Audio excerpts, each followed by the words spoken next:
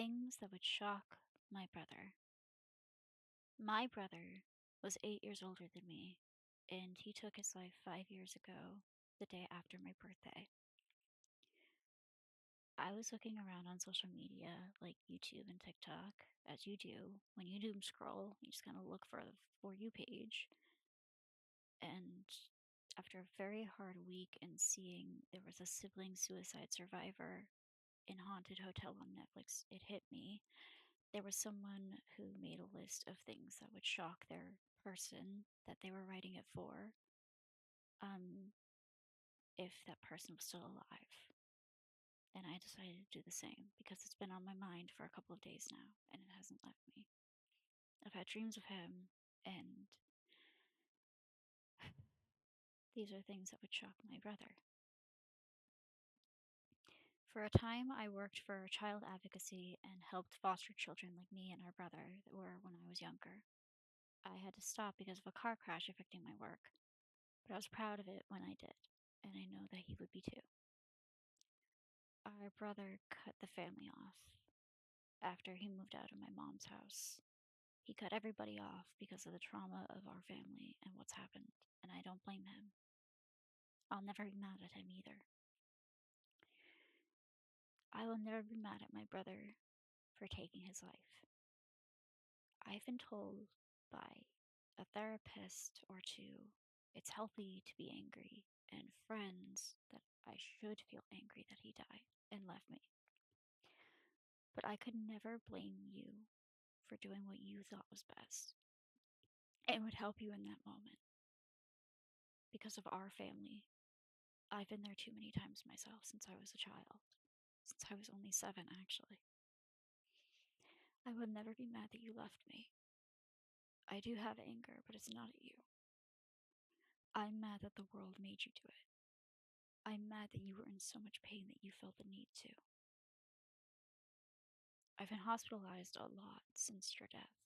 I've survived many battles with my health, from gastroparesis flare ups that wound me up in hospital for months, to COVID, to multiple collapsed lungs, to strange medical phenomena left and right.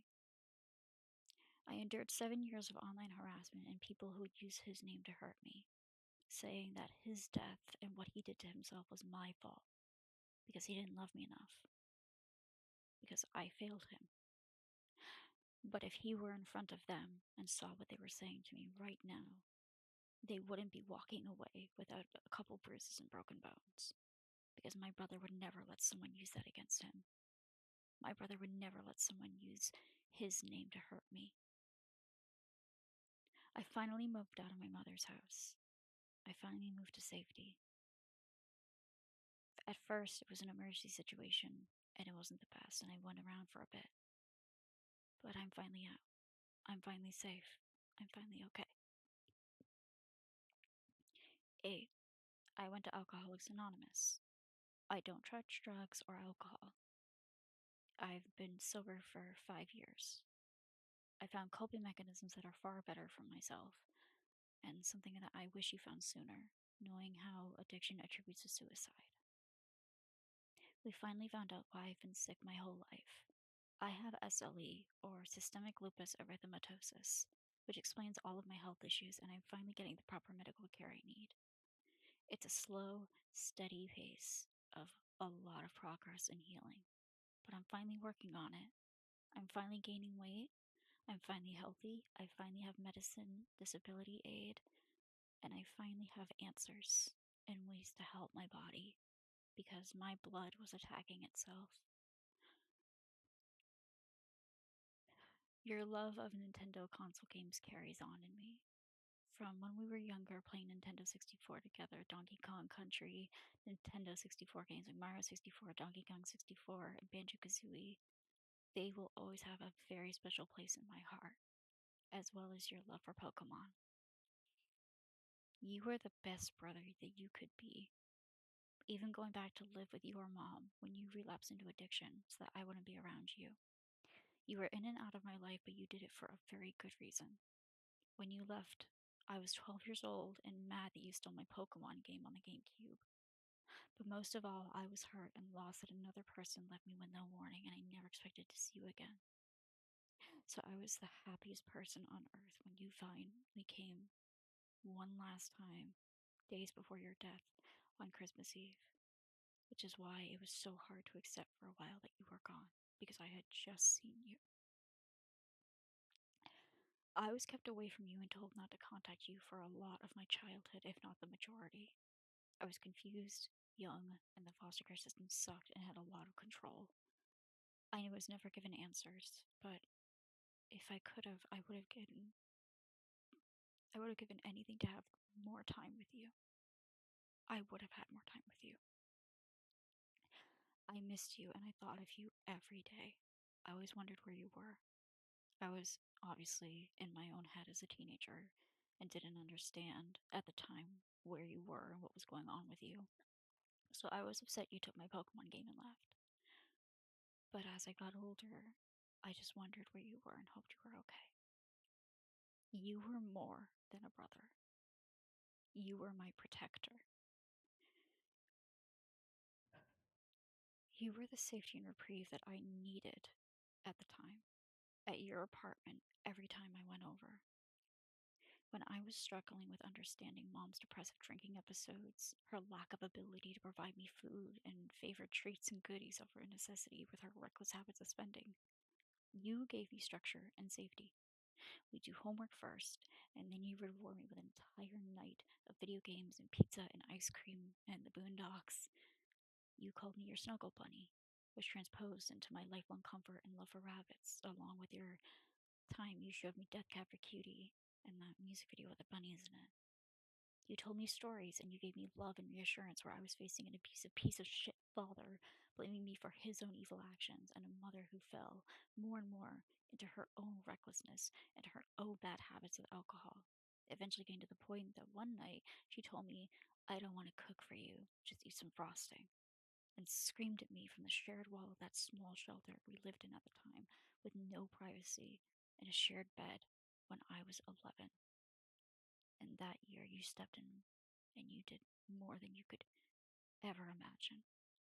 What would shock you is the fact that your death changed me as a person and the trajectory of my life, for better and worse. I will never be okay. I lost you. I'll never forgive the world and our shit family. I'll never say that it's a good thing you died. But your death taught me lessons that I hated having to learn. But in the end, I really needed to. I was humbled. I thought my life couldn't get worse, and I was stuck in my head. But everything around me fell apart into shambles.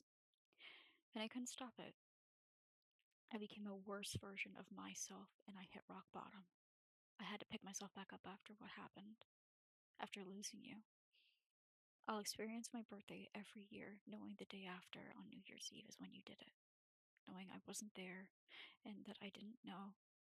And I will constantly battle the guilt and the responsibility for others that I face so another you doesn't happen.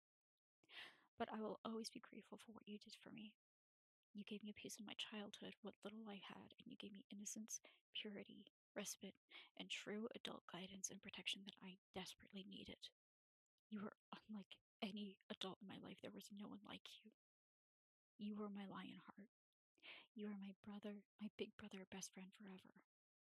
I miss you, and I miss our older brother that walked away. Every day I will miss you. What you don't know is how much you sacrificed for me. You sacrificed time, safety, security, your well being, your own childhood at times when I was far younger than you and you weren't even an adult. You were only a young teenager, if not later older teen. But you put everything before yourself for me because you wanted me safe. You and our brother. You gave me music that I will cherish forever because it reminds me of you and your guitar that you would play. You gave me laughter and fun without fear. You gave me everything and then some. What would shock you most is that after everything I've endured, abuse, sexual assault, homelessness, illness, domestic violence, stalking, harassment, so many horrible things, psychological abuse, gaslighting, drug abuse, that I had to witness from our family members that ended up almost taking someone's life in the end. The death of another family member, and more after, and my own battles with suicide. I'm still here. And I tell myself to be the person that you would be proud of. For you. You shape how I act. I want to be as good of a person you were. I want to be that light of hope that you gave me for others, even if it's just for close loved ones. You were my hope, and I hope to carry it on someday. You will never understand what an impact you've made, but I hope that this letter finds you where you're resting. Thank you for everything. And it may shock you, but you are the best person in my life for as little as you were around. Thank you. I love you. From your bunny.